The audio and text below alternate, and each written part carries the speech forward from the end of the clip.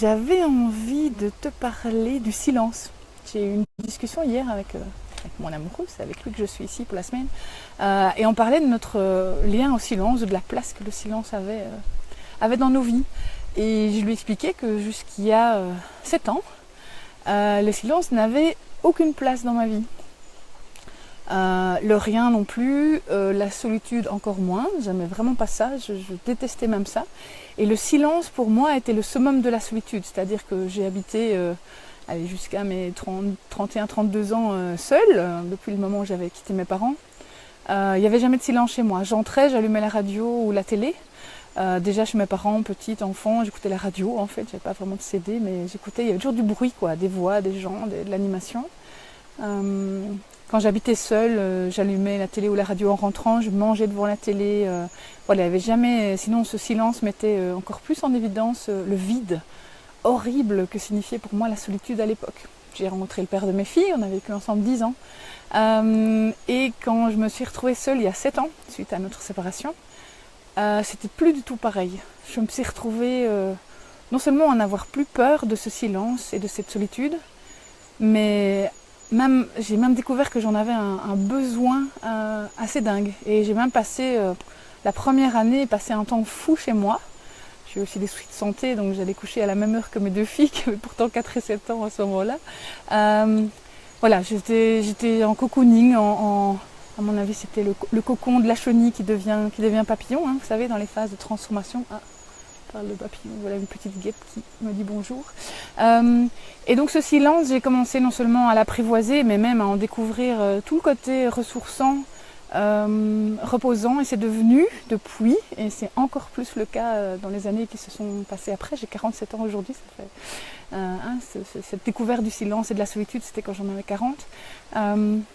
Et aujourd'hui, je me rends compte que si je n'ai pas ma dose de silence, ma dose de solitude, et le silence, j'appelle ça moi le silence énergétique aussi, ça veut dire quand il n'y a personne autour de moi, personne dont je dois m'occuper, même mes 2 filles que j'adore, que je vois une semaine sur 2, elles me disent mais maman, on est en haut, on ne te dérange pas, mais s'il y a des mamans parmi vous, vous savez que quand nos enfants sont tout près, il y a une partie de notre cerveau qui est branchée sur eux, branchée sur les gens qu'on aime, et donc vraiment ces moments où je suis seule et il n'y a personne qui compte sur moi, qui a besoin de moi.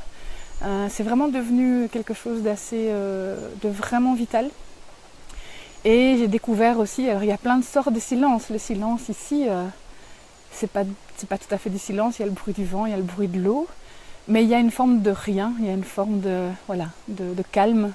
C'est peut-être le silence des humains aussi, il n'y a pas beaucoup d'humains ici, il y a beaucoup de nature. Et c'est vraiment une des ressources principales que j'ai aujourd'hui. Dans un des modules de mon programme Happy, qui est en compte 7, le programme Happy, c'est un programme pour vous inviter, vous aider à mettre plus de légèreté et plus de bonheur dans votre vie. Il y a un chapitre qui est consacré, un module qui est consacré au rien et donc aussi au silence. Et je vous y propose une série de petits exercices progressifs et tout à fait réalistes, comme je fais toujours, qu'on peut appliquer dans la vraie vie. Pour vous réapproprier, pour réapprivoiser le silence. Et un de ces exercices au début, c'est par exemple se mettre 1 minute de rien dans sa journée. 60 secondes entières où on ne bouge pas et on ne fait rien et où il n'y a pas de son ou de bruit. Eh bien, je vous assure que c'est vraiment une chouette idée. Je ne sais pas si tu as envie d'expérimenter ça dans ta journée, peut-être aujourd'hui. Juste le silence ou juste prendre conscience de ton rapport au bruit, au remplissage. Moi, je sais qu'à un moment donné, je faisais l'exercice de ne plus allumer la radio quand j'entrais dans ma voiture et de faire un petit bout du trajet sans musique ou sans voix ou sans son, voilà. Juste pour être là et se connecter. C'est fou ce qu'on peut entendre quand il y a du silence. En fait, c'est pas du rien, c'est du autre chose. On entend beaucoup plus de choses dans notre environnement, on entend aussi beaucoup plus de choses à l'intérieur de soi. C'était d'ailleurs une des raisons, je pense, pour lesquelles je détestais le silence pendant toutes les années qui ont précédé. Mais voilà, ce chemin-là, moi j'ai adoré. J'adore ce chemin-là de rencontre et de retrouvailles avec le silence. Je te le recommande. Je t'invite vraiment à tester, même par tout petit bout de petites 60 secondes ou 2 minutes ou 3 minutes dans les circonstances que tu choisiras. Si tu as envie d'aller faire un petit tour sur mon programme Happy, tu le trouveras sur mon site, éveilleuse.com. dans les ressources, les programmes en ligne. Et puis voilà, si tu as envie de partager en dessous de cette vidéo un petit commentaire, une expérience, un ressenti, c'est quoi pour toi le silence? Est-ce que tu aimes? Est-ce que tu n'aimes pas? Est-ce que ça te fait peur? À quoi c'est associé? Est-ce que tu as fait une place pour le silence dans ta vie aujourd'hui? Est-ce que ça a toujours été le cas? Voilà, ça m'intéresse, c'est un sujet que je trouvais chouette et que j'avais envie de te partager. Voilà, j'espère, je t'envoie du soleil, je ne sais pas s'il y a du soleil là où tu es aujourd'hui. Ici, moi j'en ai plein, j'ai un ciel tout bleu avec une nature magnifique, un vent tout à fait rafraîchissant et une eau délicieuse. Voilà, je t'envoie un petit peu de tout ça là où tu es. À bientôt!